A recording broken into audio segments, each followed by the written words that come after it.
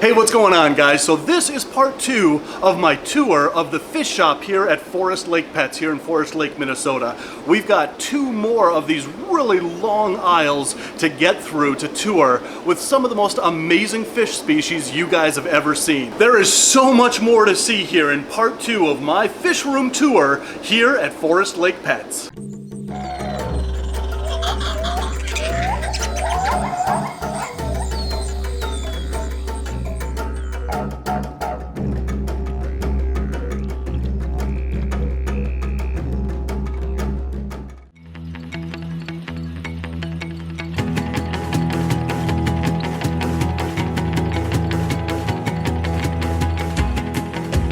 Alright, Chris and Mike back here for part 2 of the fish room tour here at Forest Lake Pets. What do we have in these 2 aisles? So over here we got a few different kinds of fish. This is our African cichlid wall. So we've got tons of species of fish from Lake Malawi, Lake Tanganyika, and also Lake Victoria. So like this side is pretty much devoted to Malawian cichlids. There's a few Lake Victorian cichlids mixed in, but that's primarily what we have over here.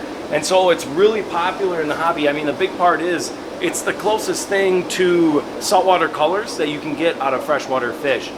And they're cichlids, so they are aggressive. They got some feistiness to them. We want to give them some good space and as big of a tank as possible for them, ideally. Most people want to have a variety of colors, so it's something where we want showpiece, you know, big, colorful fish in the tank. And to get that, we variety of male cichlids in the tank, and that gives us a lot of color.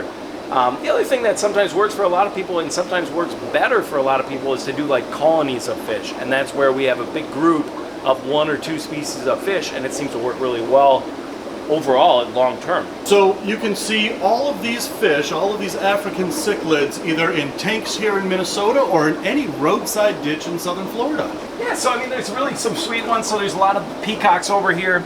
This is an albino peacock here, as well as like that's a type of Haplochroma species. Really cool because it's got that mohawk on it, bright orange yellow mohawk on him. Look at that guy. That's a great description. An orange mohawk, I love it. That's an OB peacock.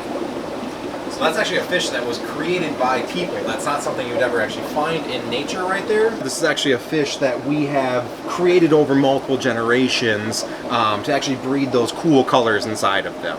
Alright, so these are Kenny eyes. Tell me about these guys. These are actually a really cool Mabuna species that is dimorphic because the males are yellow and the females are blue. And so it's a really easy way to tell them as they become mature enough to notice the difference. And they got a real nice color to them, good variety of patterns to them. It's a real fun fish. So in this tank we've got a bunch of cool fish.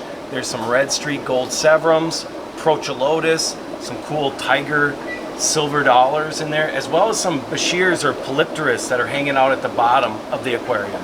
And that's a blue arowana, so a little bit different than the silver arowanas, a little bit more blue on the finnage, and then also the scales got a nice color to them that just a little bit different than a common silver. Yeah, that is nice. This is an albino bashir or polypterus. These are native to Africa. They're in the dinosaur family of fish. They're their own family of fish. All right, moving further on down the aisle here. Yeah, a bunch of fun. There's a big variety of cichlids over this side, and so we do have, like, up here is a really oddball flower horn. So this is a gold-based fader flower horn. It's got a really nice red to them, really fun oddball flower horn. So right here is something really cool and rare. This is a Victorian cichlid, and it's actually a relative in the tilapia it's in the tilapia family. But it's really cool because it's actually on the red list, and so it's something that's endangered in the wild. They're captive raised and raised up, but it's something really cool and unique that you probably won't find just about anywhere. So here's a really cool fish we wanted to point out. It's kind of a shout out to our pops. So growing up, Dad always used to keep Neolamprologus, Multifasciatus, and so Michael and I, we may have watched a tank or 2 growing up. Quite a few of these fish cruising around in the tanks. So just giving a shout out to Dad on this one here. They're super cool because they use the shells for protection. That's where they have their babies, raise them up and protect them from other fish eating them. So we got some more arowanas up here too. A couple of different types coming from actually different places in the world too. So the blue arowana coming again from South America, and then we've actually got a Jardini arowana up here too, and he's actually an Australian arowana, just like we saw in our last video with the Lashardi arowana. Over here we got another really rare fish you're not going to see in a lot of places. This is a black widow frontosa. So this is actually a frontosa that has been bred where normally they'd have a bunch of lateral lines on them. This has actually been bred where they bred that out of them. So this is something where it's really cool, just an oddball pattern that you won't see a lot of places. Lake Tanganyika is that it's a lake that isn't really in a whole lot of shops. It's something that most people concentrate a lot more on the Malawans that we saw earlier, and also a lot more, not even on the Victorians even, but Tanganyika is just an awesome lake that there's a huge variety of fish coming out of it. They look amazing. You can create everything from really tiny fish tanks to, these frontosas that get huge size to them. All right, so we're going around the bend down this aisle. Well, we got to show off the lungfish. Right? We absolutely have to show off the lungfish. Well, this guy here, I mean, he's really cool because the thing about lungfish is they come from, there's several continents that lungfish come from. This one here is African lungfish, and it's cool because one of our suppliers was able to source us an albino lungfish. And so really cool fish that we jumped on when we had the opportunity to get him. So we've had him for a couple of years now, and he's just been a sweet fish around here that it's just a really oddball piece that we're really happy to have around here. Guy, he looks like one of those Chinese dragons, doesn't he? Like in a parade. All right, guys, so if you want to purchase this albino African lungfish, $1,000 and it's all yours. We like him. If he's got a home here forever, we're cool with that. He's a really fun fish to have around the store. Up here we got some really cool discus, and so these are all wild caught. So a South American wild caught discus. We work with a really good South American importer, helps us out, get some fun stuff. These are blue heckles. Another tank of some heckles, as well as some blues. With discus, they're pretty temperamental fish. I know a lot of people are getting them and their pH balance is off, and the fish winds up dying. So, how are you suggesting to care for the discus so that they have long, happy lives? Yeah. So South America has very low pH, low TADS water. And so what we acclimate them over to tap water, and our water is a little bit harder, higher pH.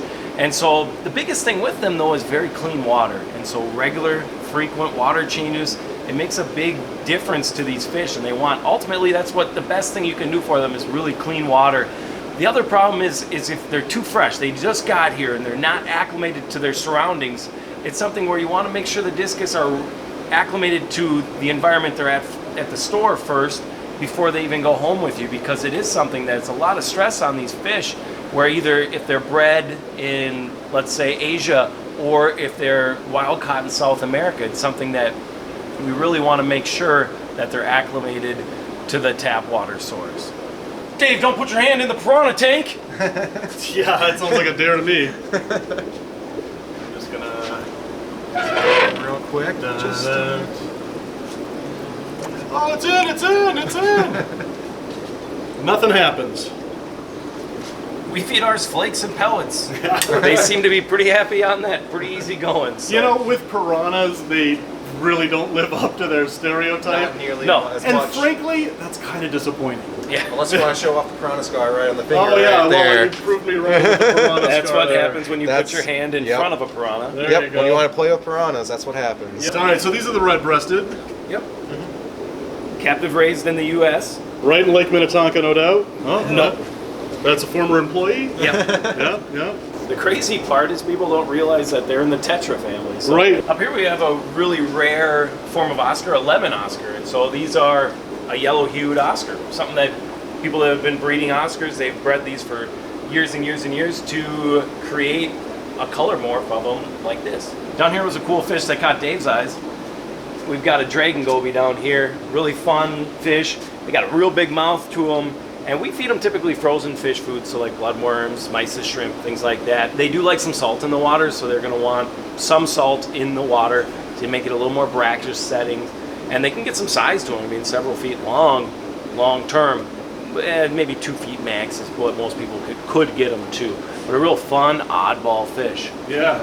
I love me some dragons. Up here we've got some Tigrinus cats. They're actually kind of hiding in the back right now, along with some albino arowanas.